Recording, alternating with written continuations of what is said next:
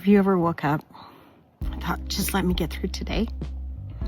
Looked at that person in the mirror and said, I don't even know who that is anymore. You have been so busy surviving that you forgot who you are. You forgot how to dream. You forgot how to do anything more than survive.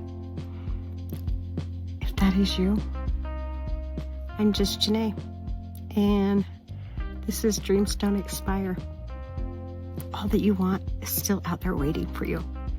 Dare to dream again with me. All right, well, November is the season of being thankful, so we can't let November go without talking about gratitude. And as I was researching, I learned so much, and I'm going to be so much more intent about using gratitude because while I understand, I didn't truly understand the impact that gratitude had. I know that so many parts of personal growth, you need to have gratitude. But I did not realize how impactful gratitude can be to your life. So in the 1950s, they started really researching the impact of gratitude and did a lot of studies. And this is crazy to me that this started in the 50s. So what they found is you have better sleep when you practice gratitude. You have better immunity because let's be honest, stress affects our health. And if we are operating from a place of gratitude, our stress is less and our health is going to be better. And we're not going to get sick all the time. You get higher self-esteem. You really can't stay in the negative when you're in gratitude, and so you can't look at yourself so negatively. So it does help that self-esteem, decrease stress, lower blood pressure. Okay, so we're going back to health again. Less anxiety and depression, stronger relationships, higher levels of optimism. We all could use that, especially during the holidays. Greater life satisfaction. Who does not want that, right? We all need that. Because no matter how great our life is, there are moments that we struggle. Gratitude blocks toxic emotions like envy, resentment, regret, and depression. Wow. What would our life look like if we didn't have those emotions? If we took that toxicity out of our life, how much more improved would our quality of life be? If that doesn't make you go, I need to bring more gratitude into my life, nothing will. Because I don't know about you, I don't want toxic anything in my life. I want joy. I want happiness. I want to be able to enjoy the moments and see the best of things around me. I have been very intentional at trying to take bad situations and find the silver lining. And as I'm listening, actually, that's part of gratitude. So, as we really look at, this is all the things gratitude does, and we really should have more of it in our life. Great. How do I do that? Well, there are actually some things that will help develop gratitude. And it's going to start off with a gratitude journal. That is so huge. And I'm horrible at it. I get good for a minute, and then I get really bad. So this is not an area I excel. So now I have homework, right? I've given myself we've got to have a stack because I need to make this a absolute habit every morning, because when I tell you why, you're going to understand that everybody should do a gratitude journal. It says that if you do a gratitude journal and find as little as 3 things you are grateful for, it decreases emotional exhaustion, depression, and it improves work-life balance and overall happiness. One little moment every morning to write down 3 things you're grateful for. And it does that. It's going to change your life. It's going to make every day start off so much better. And yet it's so hard to do. It's simple. And yet extremely hard. So I'm going to work this. This is going to be the thing I'm working on for the next little while, because I need that gratitude journal. I need to be able to start every morning with overall happiness, right? I think probably most of us do. Also, to develop gratitude, reframe your experiences. Now, this is a big one. It's a hard one. Take a more realistic, positive, and neutral approach to a problem. We can compare it to a past negative experience and see that we came out ahead, right? We can say, oh, it's really not that bad. We can say, look at what I learned this last time and the strength I had, and I got through it, so I'm going to even do better this time. Or sometimes we really have that experience that is really, we've never had anything like it. It is the hardest thing we've ever gone through. And this I have experience in. When my son was paralyzed at 21, I'd never experienced anything like that in my life. Never had such a tragic moment within my family of me and my husband and my kids. And I didn't even realize I was doing this, and that this was something I actually was fairly decent at. But the whole time he was in the hospital, I found somebody who was in worse shape and was so grateful to be where we were. I know when we were in the neurological rehab unit, where he's learned how to, get how to sit up, how to dress, how to do daily functions.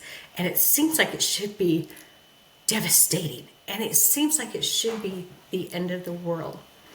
But on this neurological rehab unit are people that have traumatic brain injuries. And there is a young kid about the same as my 21-year-old son. And he's walking down the hall. And he no longer can speak. And he just makes noises. And they're loud. And that is his only way of communicating. And I remember looking and thinking, I have my son still being my son. I can look at him and say, Kyle is still Kyle. His legs just don't work and his body is functioning different. But that poor mom couldn't even see her son in that body anymore because it was gone.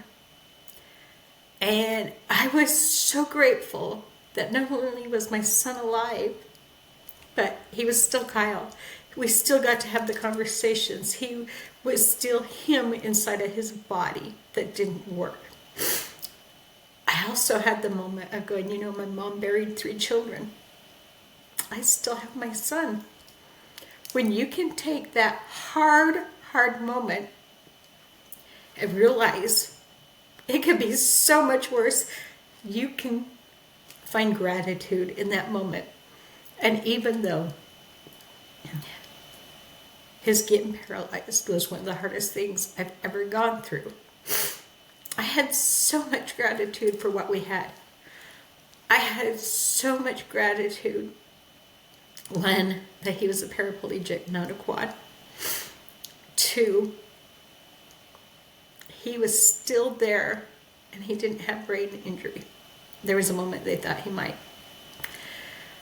And so even though it was bad, it could have been so much worse. I could have not had my son. So when you have something really tragic happen, look around There's somebody who has it way worse. And in that moment, find gratitude for what you have, because I guarantee there is somebody there who's in a worse position. There's somebody there that is going to make you look at your situation and be grateful that yours isn't theirs. So no matter how bad it is, you have the opportunity to reframe it, to find the gratitude in either I know how to handle this because I've been through it before, because I've already found my strengths, or to go, it's not as bad as it could have been. That has been such a game changer for me. It helped me learn to start finding silver linings in a lot of things. I would have told you as a negative person back then, but I still was able to look and be grateful for what I had and what I could have not had. Sorry. Family always gets me. Focus on your senses. Okay, guys? So when you focus on what you can see, what you can hear, what you can taste, what you can touch, what you can feel, it helps you gain a greater appreciation of the world.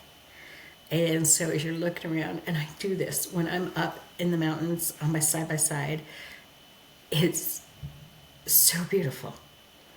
And as I sit and just really look, I find such peace. And I find I am so grateful to be there in that exact moment and see that exact sight. I go to the mountains all the time because of what it brings me, and it is the place that makes me grateful that I get to do what I do. Every time we're up there and we see something, we have a conversation about, there are so many people in the world who don't get to ever see this, and we are beyond blessed, and we wish we could share these sights with everybody because they're amazing, they're phenomenal, and everybody should get that opportunity. So when you really take the time to focus on your senses and gain a greater appreciation for the world, you do it in gratitude. So those are 3 things that are really going to help develop your gratitude. Now, the one you can do every single day is your gratitude journal. And the focus on your senses. We don't always have experiences that need to be reframed every day, right? But when they come, take that opportunity. Now, when you do this, understand, it's not going to mean you have no stress in your life. It's just not. You're still going to get stress. So when you get those stress and those hard things come, 7 questions you should ask yourself. I just listened to Ed Milet, and he gave me these. So these are not mine. These are Ed's. And as you notice, I take a lot from Ed because he has been a game changer for me. So here's the 7 things that when you are stressed or have a bad situation, you should ask, what does it mean? This thing that is happening, what does it mean? Because if you can stop, step back, and think about what it means, you can handle it better, right? And you might be able to put a different understanding on it. Who loves me and who do I love? Okay? If things are bad, and I take a second to say, who loves me and who do I love? I'm going to calm down. I'm going to go at this better, and it's going to remind me of what I got, right? 3, what am I paying attention to? What am I paying attention to? This problem, and I focus on the worst part of it, right? It's not going to help me. It's not. We got to step back and really pay attention to the big picture and what it's going to do. And then to back that up, what will this matter in 5 years? What will this matter in 5 years? It seems huge today, but is it really going to make a difference in 5 years from now? Is this moment really going to change 5 years from now? And that's going to help not make it seem so big, right? Because 90% of the time, it's not going to make a difference in 5 years from now. And number 5, what can I control about this and what can't I? You can't control a lot of things in the situation, but you can control how you see it and your attitude about it and how you respond, right? So the things you can't control, let go of. You can't control them anyway. And number 6, what is the catalyst decision or action that would impact this issue the most, or maybe even get rid of it? What is the one thing you can do that is either going to make it smaller or get rid of it altogether? There's always something that is going to help impact it. Number 7, what perspective do I need to have on this? If I can change my perspective, I can change the world, right? So if I can change the perspective about this, which honestly, number 4, what will it matter in 5 years? Helps change that perspective a little bit, right? But if I can change my perspective to go forward, I'm going to go at it better, and I'm going to go at it with the right mindset, the right attitude. Guys, I really hope that this helps you understand how much gratitude affects you in your life and what a change your life will have if you change your gratitude. Guys, I want you to be kind, be thoughtful, be genuine, but most of all, be thankful. Hey, thank you for having watched that episode of Dreams Don't Expire. I'm just Janae, reminding you, this is your time to rise. Your time to believe in who you are, to become who you are meant to be. So get up, go after those dreams, because guess what? You deserve them.